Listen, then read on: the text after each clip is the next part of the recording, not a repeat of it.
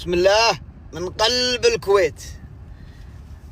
وهذا وجه اللي يبغى تهج فيه وينام، لكن الحمد لله ربك لطف. وصلنا الحين، توي واصل بروح سويت تشيكن والآن متجه للمعرض.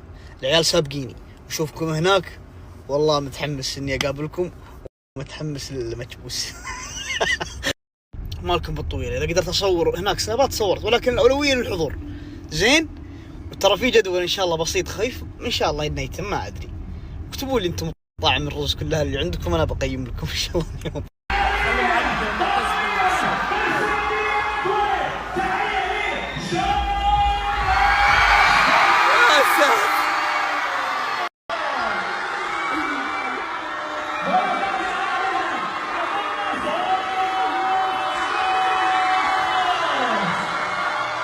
ما شاء الله تبارك الله.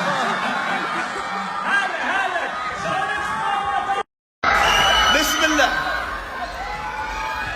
We are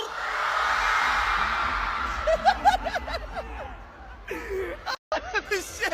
انت من وين جيت؟ مين؟ ايش اسمه عيال عمك؟ نواف مبارك وفهد. الله يحييك، الله يحييك. بسم الله، السلام عليكم ورحمة الله تعالى وبركاته. الله يصبحكم بالخير. بسم الله. طيب يا جماعة، أول حاجة نومة طيبة كانت فعلا. أتوقع إن إحنا نمنا تقريبا واحدة، صحينا 6-7. الآن عندي موعد جميل جدا، إن شاء الله إني ألحق عليه، وإن شاء الله إنه يكون موجود الموعد هذا. أدري إن في ناس ودها نسولف ونتكلم، بس يعني ما في نسولف عنه، خلينا نروح البث. إن شاء الله بثنا الاثنين مش الأحد، للأسف الأحد بكرة تصوير. وأهل الكويت حبايبنا، هذا يعني هذه رسالة لكم مباشرة. أول حاجة يعني أنا قلتها قبل ودائما أكررها، إن بعد السعودية هذا الشعب الثاني الأقرب إلى قلب أحمد، صدق. الله يعطيكم العافية على طيبكم واستقبالكم، على كل شيء. شوفوا، أدري إن في بعض المقاطع ممكن طلعت انتشرت، ما نلوم الناس وما نلوم الأطفال والصغار، يعني الواحد ما تقدر تلومه، لأن يعني هم، ولا حتى والله أقصد إني أوجه اللوم لأحد ثاني. اللي كان أمس كان شيء غير قابل للسيطرة، والله عدد مرعب كان. الكل ترى لقم، بس لعل اللقمة كانت حقتي أكبر أنا على الستيج.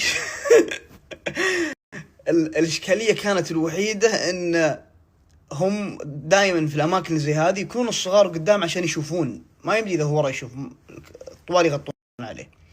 فلعل كان الخط اللي يمنع والسور هذا مرتفع، ما منه فايدة. الواحد يدخل من تحته بسهولة. فالشاهد إنها انبسطت والله. شكرا لكل واحد جابوا لي حليب الشوكولاتة هذا. عندي 13 كرتون، فما أدري أقدر أجيبها ولا بوزعها بالهوتيل تحت. نراكم إن شاء الله بعد قليل، عندي مكان رايح له بإذن الله ومتحمس له.